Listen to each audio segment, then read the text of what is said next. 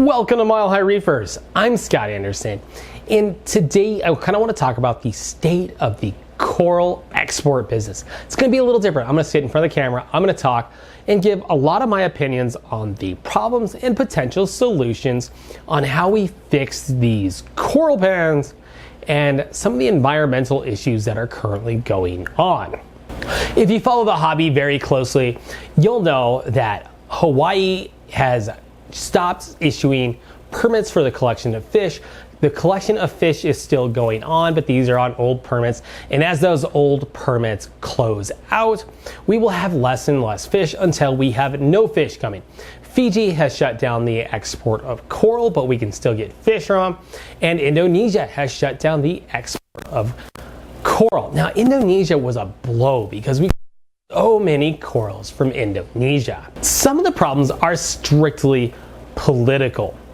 Now, Indonesia sounds like one of those problems. You got two branches of government fighting over who does what, who has control of what, and hopefully they'll resolve it and we'll get exports from Indonesia again.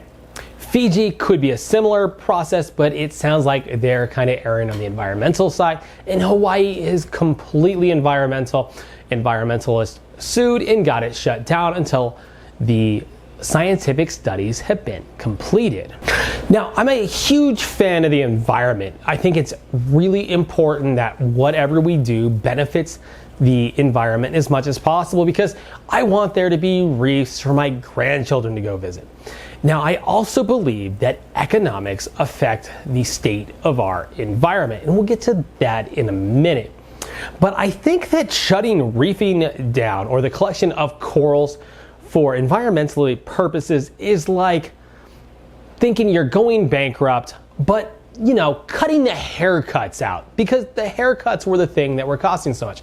In reality, very little coral is being taken off of the reef. Very few fish are being taken off of the reef compared to the stuff we're losing for other reasons. When we talk about fish, commercial fishing, bycatch, fishing for entertainment purposes, sports fishing takes far more fish off of the reef than aquarium collection. And yet this stuff is largely unregulated. And of course, we all know that the world is warming. We can argue all day about the cause, but the fact of the matter is water temperatures are going up and we get mass bleaching events. If you don't believe that we can get mass bleaching events, here's a simple experiment you can try at home. Raise the temperature in your tank to about 85 degrees. Leave it there for a few weeks and see how your corals do. Don't actually do this. All your corals are going to die. It's a horrible idea, but that's actually what's going on in the ocean. Temperatures are rising, we're getting mass bleaching events, and we're losing huge amounts of coral. Now, this is something we should totally work as a world to fix. We need to curb our carbon emissions and fix the root cause of the problem. But leaving a few extra coral on the reef because we have mass bleaching events instead of selling it to reefers doesn't fix anything. And of course, overfishing, that needs to be corrected too. I'm a big believer in regulation. Now, I'm a capitalist at heart. I believe that you need capitalism to run a business to make things profitable, but I think you have to have enough government regulation to make things work effectively, right? Because if you got three guys on a reef, they'll pick it clean because they're in competition with two other guys to try to get as much coral off of that reef as possible. So we need to regulate how much is being taken off and what's happening to the fish and the coral that we're taking. That makes perfect sense. And I think that is really where we need to be going in the future. It can't be a free-for-all, and in fact, it has been a free-for-all. There's been good government regulation in place. Australia, one of the biggest markets that's still open, has some of the best regulations in the world. It's well regulated, well monitored, and they do a fantastic job with their reefs. And the Australian Great Barrier Reef is probably one of the ones that I have the most hope for making it. Even though you see the big stories of the mass bleaching and everything, I think Australia has a good shot at making it for the long run. Fingers crossed. They do a great job with their regulation. For smaller economies like Indonesia, I think here's where economics can play a part too. Now, these corals in our tank aren't cheap. It's actually a pretty big business for a lot of these countries, especially Fiji. Fiji's a small country, and compared to the size of the economy, their coral business was relatively large. But I think it makes a lot of economic sense for us to pull coral responsibly off of the reefs. Because what we're really looking for is for healthy reefs to be the most economically viable option. Now that might make some people angry, but that's the world we live in. Economics drives everything. So if healthy reefs are the most economical reefs, then that's what we're gonna have. And that's what we want to drive. So we want people to go out and pick very specific, lovely corals off the reef and fight to keep them healthy because those are their livelihood. Now, global warming is the big feature, right? This is like you're going bankrupt and you're going down your list of things.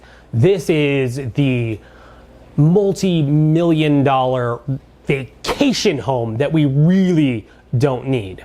Except we're putting all of this carbon in the air, and unfortunately, as Americans, we're not doing a good job with this. And that is the biggest threat to the reefs. So it's that carbon going in the air. We're warming the atmosphere, and we are heating the oceans. We have mass bleaching events, but all of that carbon's having a secondary effect, and that is that we are acidifying the ocean. We are actually bringing the pH down.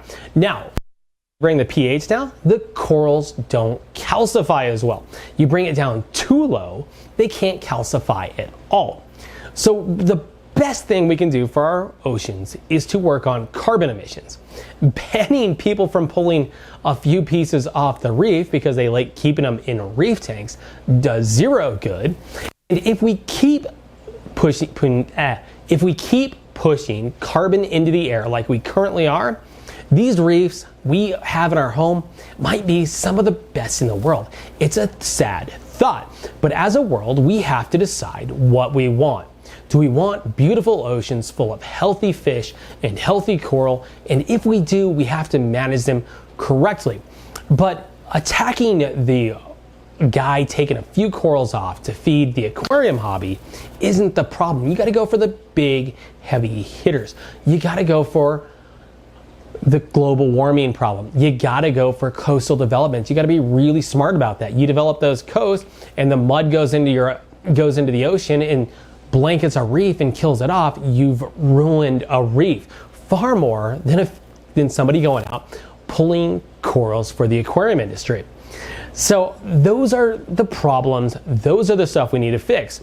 The collection of coral for the aquarium hobby is just a very tiny, minute part of the equation. Really, if you go down the list, it doesn't even register compared to the heavy hitters. Even sports fishing and commercial fishing is a much bigger problem for the coral reefs than this, and it's much less regulated. So we need to go for the big root cause problems if we're problem.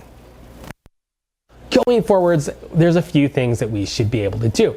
Mariculture makes a lot of sense, but even that is going to have to be regulated to make it make sense, right? Because a lot of countries, both Fiji and Indonesia, with their coral bans, banned both the harvest of coral off the reef, but they also banned the mariculture coral. And you may say, this makes no sense. But let's think about how the mariculture business worked. They were taking pieces of coral, gluing it to a rock, and then sticking it in the ocean, letting it grow out into a bigger piece, and then selling it. This sounds brilliant. But it sounds like there might have been some bad actors out there who were taking advantage of the system, putting coral on a rock, sticking it in the ocean, taking it right back out after a short period of time, calling it mariculture to get around some of the regulations, shipping it out, and bada boom, bada bing, they're selling maricultured coral, even though it's not truly mariculture. So this is the part about the regulations I'm talking about, right? If we pull a few of the right corals off the reef, it's really not going to harm anything. If we strengthen our mariculture business, that is actually a really good thing. And this comes down to the economics of the area. You take a relatively poor country like Fiji, and I think Walt Smith and what he was doing out there was amazing. He was teaching the people in Fiji how to grow coral, he was buying them off of them, and he was also taking the coral and putting it back on the reef. That looks like a great model for everybody going forwards. Now, hopefully he can get that pushed through the Fijian government, but we'll see how it goes. But mariculture really takes up small spots in the ocean. It's very low resource, provides jobs to the local economy, provides money to the local economy. It makes perfect sense. If properly regulated, it could be a nice source of income to a lot of countries that are less wealthy. The good news is a lot of the coral we have can be grown away from the ocean. We've got tanks, we've got vats, we've got farms, so we can aquaculture. The difference between mariculture is maricultures are corals that we grow in the ocean. Aquaculture is stuff we're growing on tanks on land.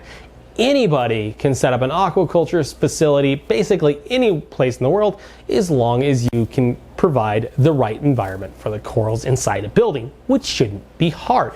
It's more expensive, and it's also how these cool little brightly colored frags, because we control the lighting, we control the water chemistry, we grow out the certain special amazing strains, and that's kind of the way the industry is heading.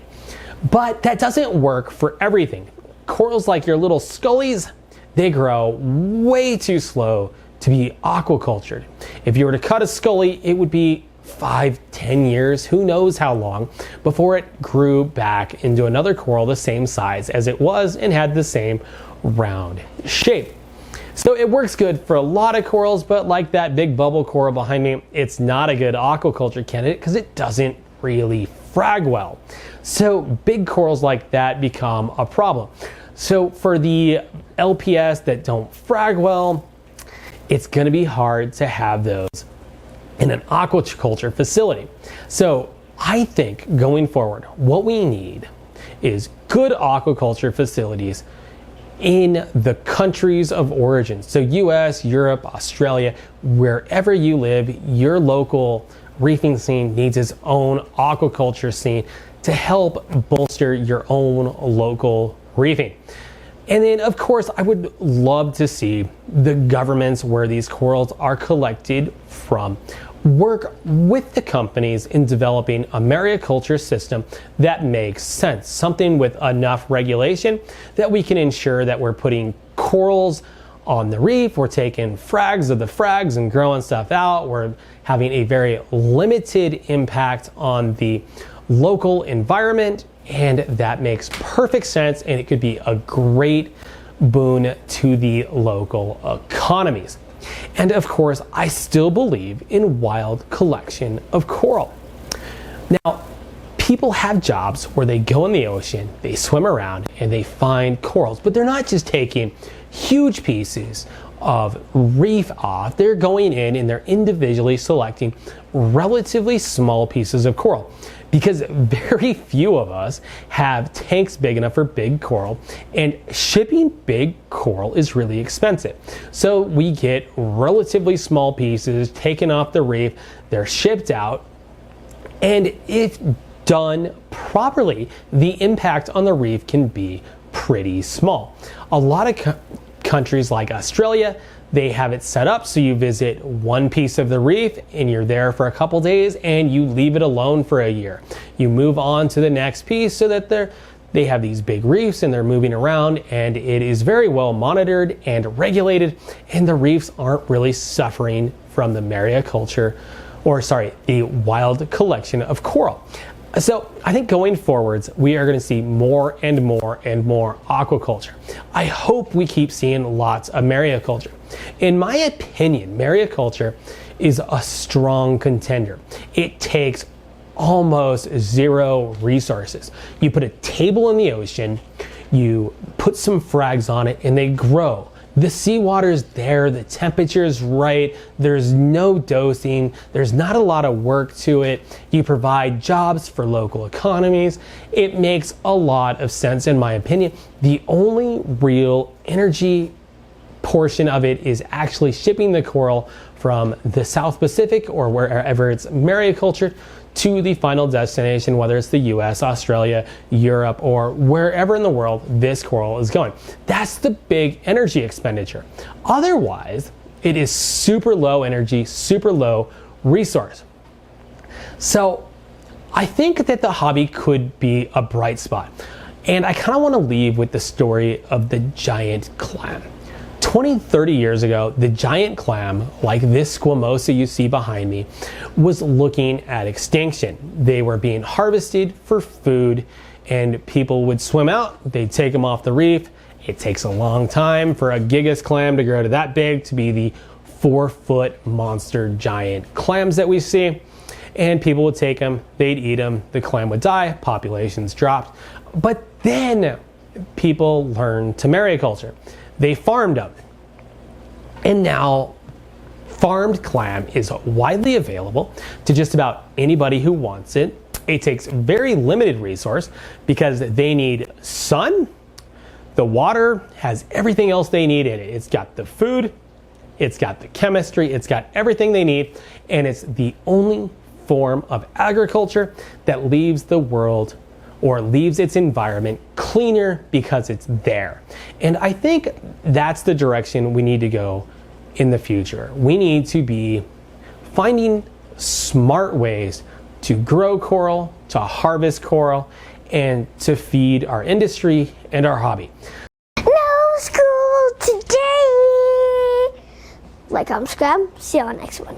Peace.